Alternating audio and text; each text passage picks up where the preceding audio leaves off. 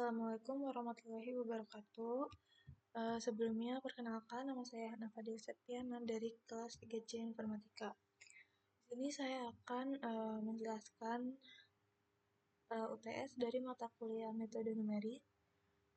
Untuk nomor 1, di sini kita diperintahkan untuk membuat sebuah grafik 3D dan juga kontur dari tabel ini. Langsung aja.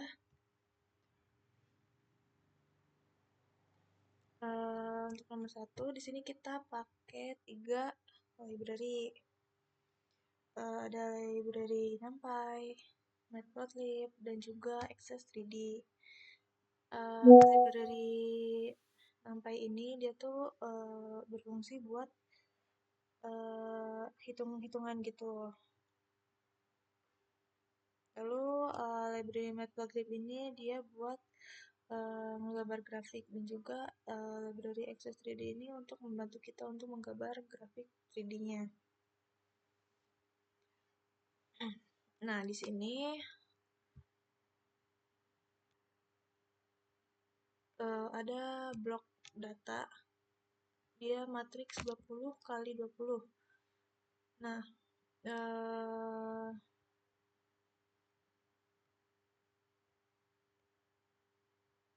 ini berdasarkan tabel dari nomor 1 tadi.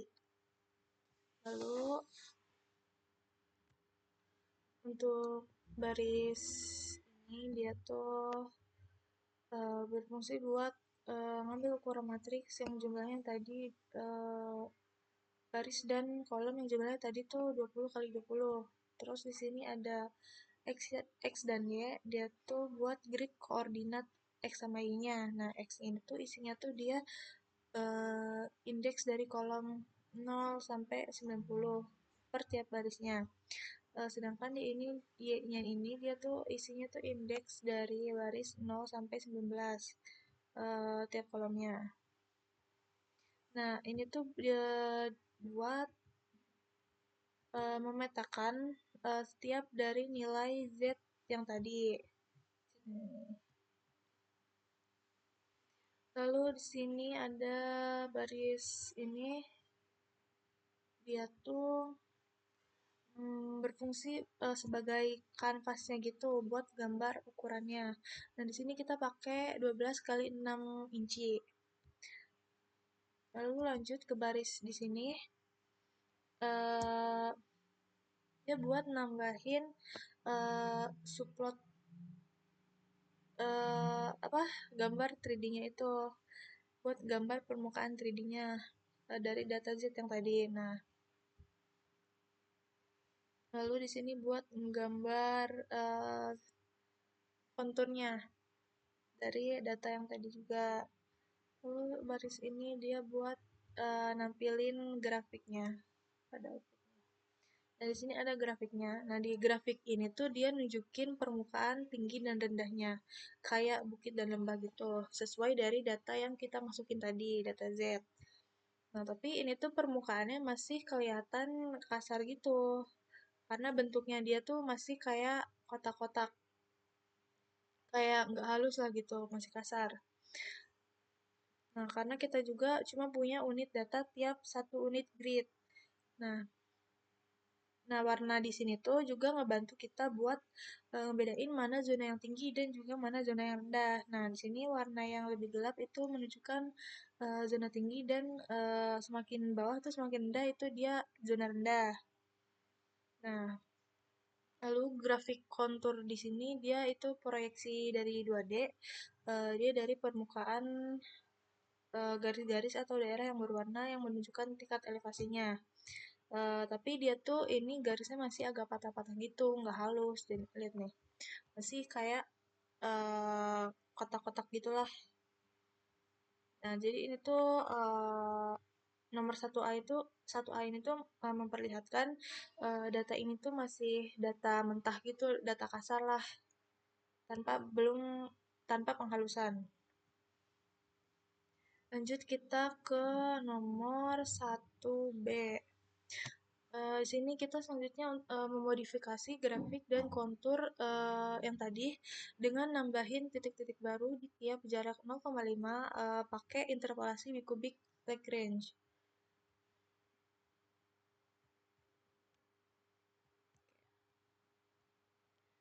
Di sini kita pakai import tambahan itu regular grid interpolator. Untuk interpolasi di grid teratur gitu.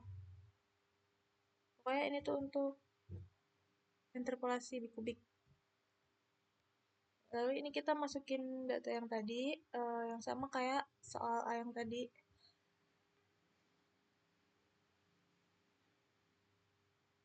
Lalu di sini di baris ini kita buat grid baru yang lebih rapat gitu dengan angka 0,5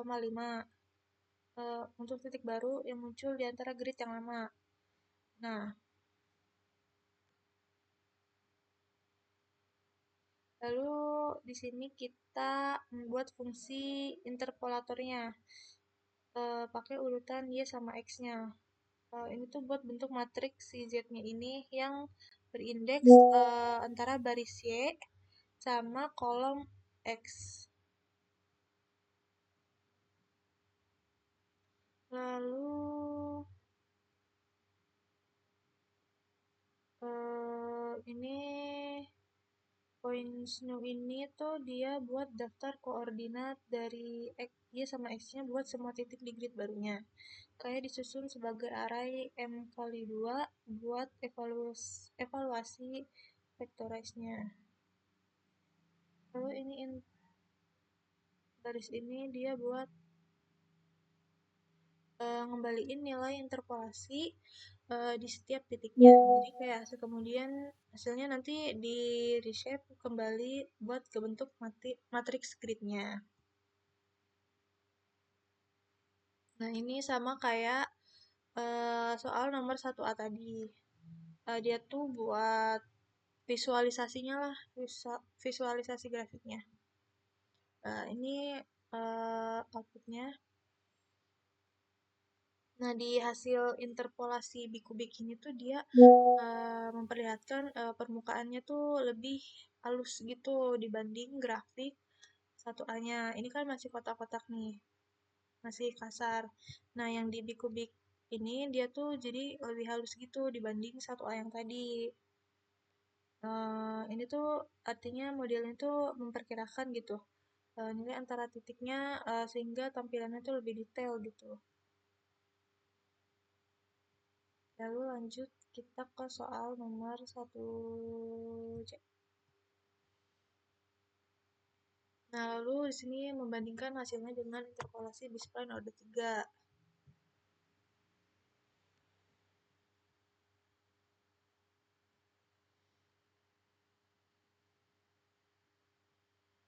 Kita di sini pakai library ini buat metode B-spline-nya. Terus ini tadi kita masih pakai data yang sama kayak soal A sama B tadi.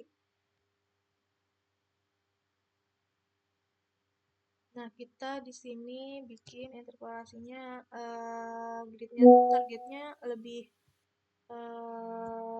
rapet gitu. Lebih rapet. Terus juga kita bikin buat objek B-spline 2D-nya tuh KX3, KY3.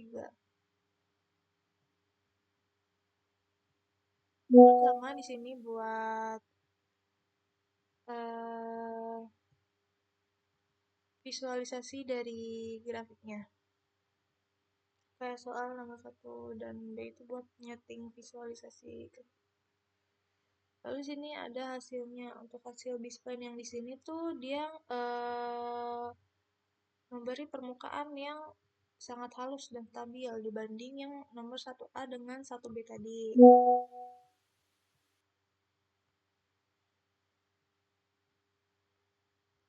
Dibanding 1A dan yang 1B tadi, ini tuh lebih halus gitu. Dibanding interpolasi bikubik itu tuh B-spline ini cenderung lebih lokal karena perubahan di satu area itu nggak ngerusak seluruh permukaannya. Dan biasanya tuh dia ngasilin transisi yang natural gitu, tanpa banyak overshoot.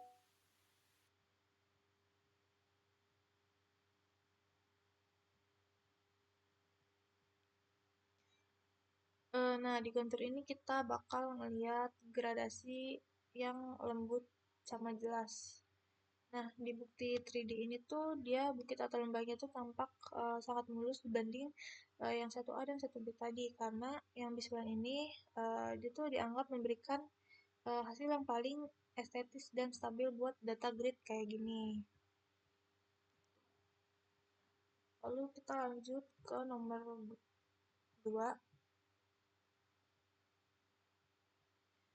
Ini buat sebuah peta elevasi baru buat dalam bentuk grafik 3D dan kontur dan tambahkan titik baru di antara semua titik yang udah diketahui menggunakan interpolasi yang disesuaikan dengan minat kita. Nah, untuk datanya tuh kita ambil dari dataset dari situs Kaggle. Kalau saya sendiri ambilnya sih dari dataset dari Kaggle. Oke, nah, langsung aja di sini baris ini tuh dia tuh buat masang paket gitu di environment-nya. Kayak lalu di sini kita pakai library ini import OS ini buat file, Kaggle Hub-nya buat download si Kaggle-nya ini, dan Pandas ini buat data frame-nya. Untuk NumPy buat hitung-hitungannya, plotting buat Matplotlib ini buat grafiknya, dan Interpolate ini buat interpolasinya.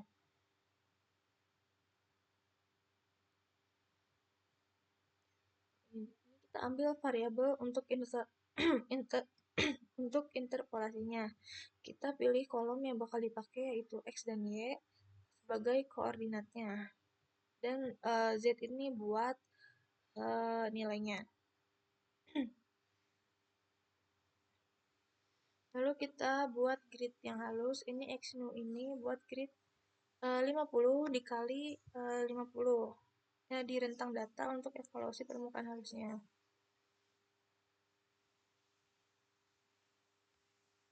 Lalu ini sama aja buat tadi buat visualisasi dari si grafiknya itu. Kita bisa atur-atur aja. Nah, ini untuk outputnya. Di output nomor 2 ini tuh peta kontur dan permukaan 3D-nya tuh ngepresentasiin hubungan antara jam belajar sama jam tidur sama hasil ujian. Ini data yang saya ambil dari Kaggle. Nah, kontur di sini tuh ngeliatin memperlihatkan kayak zona-zona nilai yang serupa, misalnya kayak area kombinasi jam belajarnya itu lebih tinggi plus jam tidurnya, jadi wajar cenderung menunjukkan nilai yang lebih baik gitu. Sementara yang di permukaan 3D-nya ini dia tuh nampilin bukit bukit kayak yang tadi eh, dan lembah. Karena di apa eh, di data nyatanya itu dia tuh mengandung noise atau penggunaan smoothing buat ngebantu ngebuat permukaannya tuh lebih representatif dibanding mengikuti tiap titik noise-nya itu. Nah, di sini visualisasi di sini tuh memungkinkan buat kita untuk nangkep pola umum bukan outlier per outliernya. Jadi dibanding perbandingan yang 1A, 1B, 1C eh jadi yang data 1A ini tuh dia masih data mentah gitu buat nunjukin bentuk dasarnya. Sedangkan ke 1B eh ini 1A masih data mentah or kasarnya. Lalu ke 1B Dia tuh eh eh, lebih halus gitu dibanding data yang satu A. Sedangkan yang satu C dia eh, yang ngasih permukaan yang paling stabil sama smooth gitu. Transisinya natural dan juga dia tuh cenderung mengurangi osilasi yang nggak diinginkan gitu. Intinya satu A itu masih lintas, satu B lebih halus tapi masih agak kasar dikit, dan satu C itu halus dan stabil gitu. Oke, mungkin sekian penjelasan dari saya. Kurang lebihnya mohon maaf. Wassalamualaikum warahmatullahi wabarakatuh.